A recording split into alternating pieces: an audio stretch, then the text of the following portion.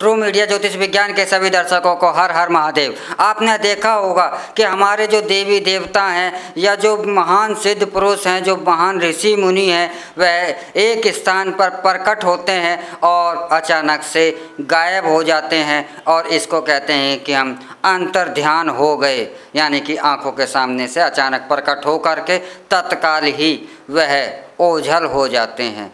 तो यह क्या काल्पनिक है? यह काल्पनिक नहीं है, यह पूर्णतः वैज्ञानिक है और विज्ञान की ही यह एक क्रिया है।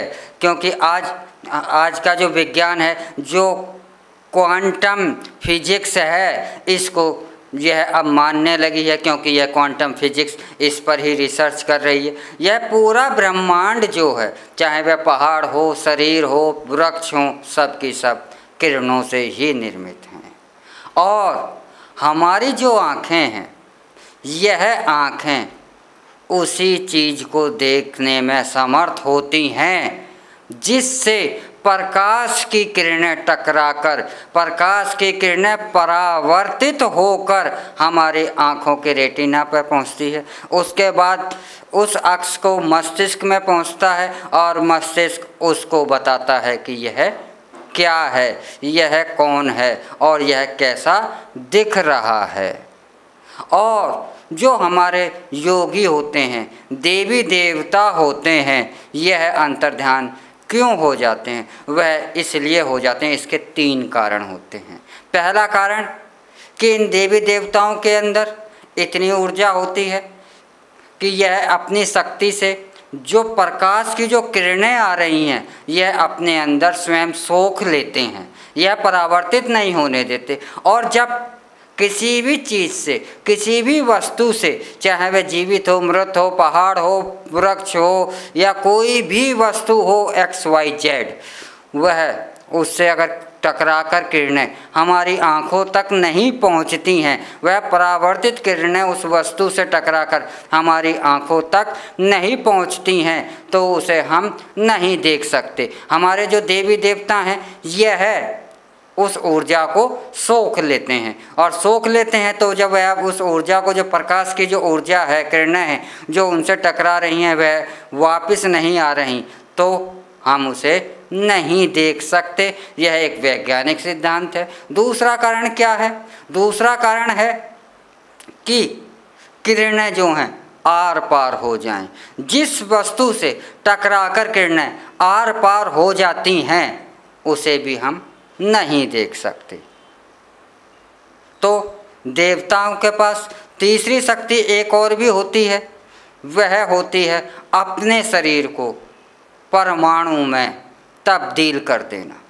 और यह जो भी हमारे ब्रह्मांड में भौतिक है, जो भी हमारी धरती पर भौतिक वस्तु, जिसे हम भौतिक कहते हैं, ठोस कहते हैं, जिसका कोई आकार है, जिसे हम देख सकते हैं, यह मात्र और मात्र किरणें ही हैं, यह परमाणु ही हैं। यह परमाणु है, अगर इन्हें, यह परमाणु उनमें बदल कर दूसरे स्थान पर भी मन की गति से आ जा सकते हैं। यह हमारे शरीर के अंदर भी ऐसा होता है। जब भी कोई सिद्ध मणिपुर चक्र से ऊपर का जो चक्र होता है, इसको जागृत करने होने लगता है, तो उसके अंदर यह शक्ति स्वयं ही आने लगती है। और हमारे देवी देवता हैं, इनके सातों ही चक्र जागृत होते हैं।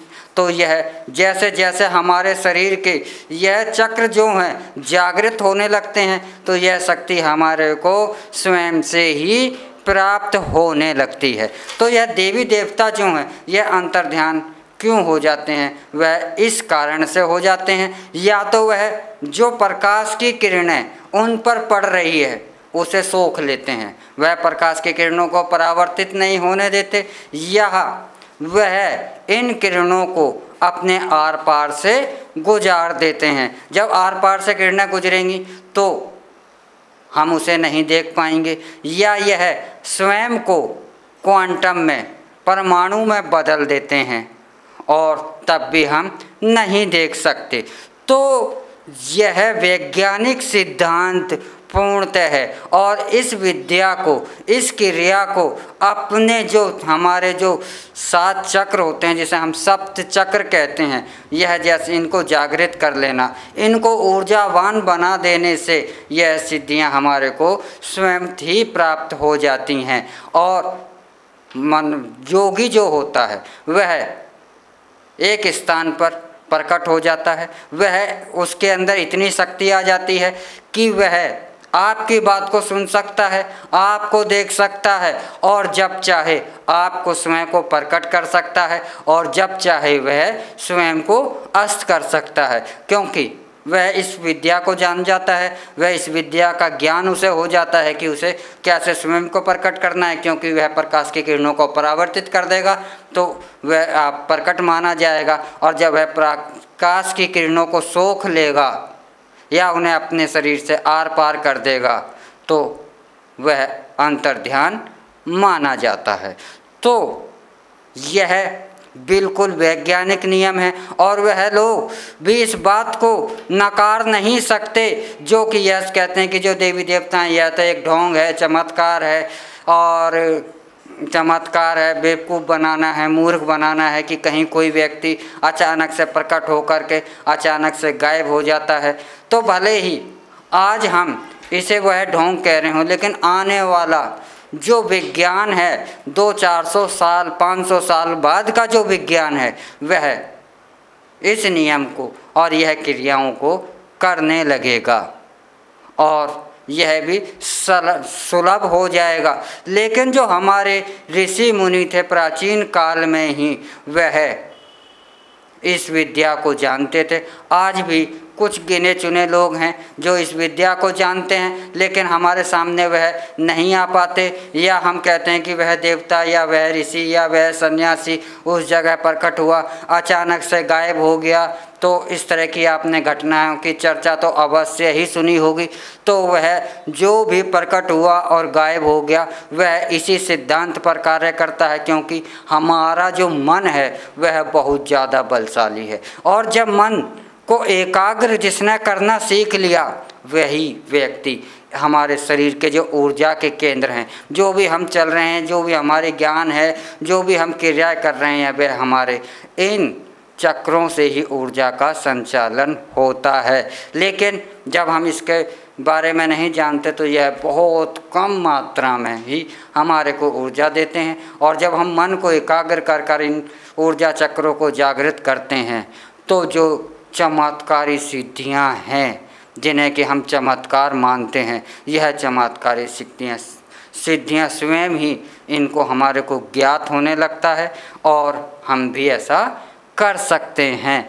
तो आपको जो है यह जिज्ञासा थी कि यह जानने के लिए कि यह ढोंग है या सत्यता है, तो कि यह अंतर्ध्यान कैसे हो जाते हैं, तो आप समझ गए होंगे कि यह कोई ढोंग नहीं है, यह पूर्णतः सत्य है। और हमारे जो पुराणों में, ग्रंथों में इस बात का जो बार बार उल्लेख किया गया है प्रकट होने का और अंतर्ध्यान होने का, तो यह बिल्कुल सत्य है। लेकिन आज हम अपने इस ज्ञान की कमी के कारण, क्योंकि आज एक बात सोचिए छोटा सा, आज हमारे पास जो नेट के द्वारा से जो ज्ञान संचालित हो रहा है, अचानक से यह नष्ट हो जाए तो हमारा ज्ञान हम कैसे हो जाएंगे। ऐसा ही हमारे सनातन धर्म के साथ हुआ।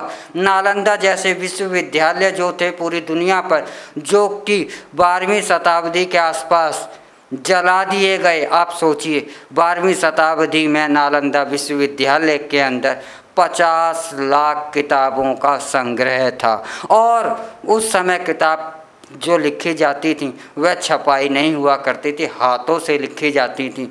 तो 50 लाख किताबों का उस समय संग्रह, तो सोचिए कि कितना बड़ा संग्रह होगा। और ऐसे बड़े संग्रह जब हमारे तबाह कर दिए गए तो हमारी बहुत सारी चमत्कारी जो विद्याएं हैं वह नष्ट हो गईं, और उनके नष्ट होने जाने के कारण हम यह सोचने लगे कि जो ये अंतर्ध्यान है, यह प्रकट होना, ये एकदम से गायब हो जाना, यह चमत्कार नहीं, ये बेवकूफ़ है, अंधविश्वास बनाना है, ऐसा हम मानने लगे। लेकिन ऐसा नहीं है, यह पूर्णतः सत्य है और इसका वैज्ञानिक कारण है। और आगे भविष्य में भी ऐसी टेक्निक आ जाएगी कि हम एक जगह पर प्रकट होकर अंतर्ध्यान भी हो सकें। तो ऐसी टेक्निक भी आज से 500 साल बाद आज का विज्ञान प्राप्त कर लेगा, ऐसी संभावनाएं भी हैं। तो आप जान गए होंगे कि देवता क्यों अंतर्ध्यान होते हैं। इसी के साथ हम आपसे विदा लेते हैं और अगले एपिसोड में हम फिर मिलेंगे एक नए विषय के साथ। हमारे द्वारा दी गई जानकारी आपको कैसी लगी यह है भी आप अवश्य ही कमेंट बॉक्स में बताएं और हम हमारे ट्रू मीडिया ज्योतिष विज्ञान को लाइक शेयर कमेंट करना ना भूलें। हर हर महादेव। अगर आप ये वीडियो YouTube पर देख रहे हैं तो हमारे चैनल को सब्सक्राइब करें और बेल आइकन को दबाना ना भूलें। अगर आप Facebook पर ये वीडियो देख रहे हैं तो हमारे पेज को लाइक करें।